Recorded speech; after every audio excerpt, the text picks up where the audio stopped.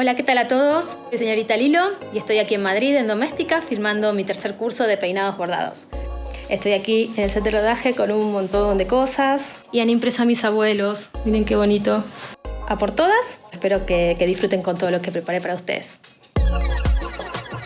En realidad no vengo de familia de costureras ni nada. Ni abuela ni madre bordaba, o sea que fue como yo misma la adquirí. Varios trabajos míos.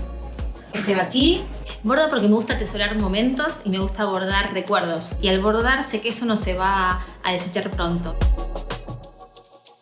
Esto lo teníamos en el rodaje del segundo curso. Cuando meto la cabeza en plano,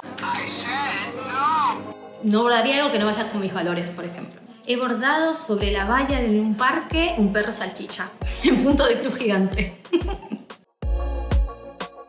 Dale personalidad a tus puntadas con trenzados increíbles.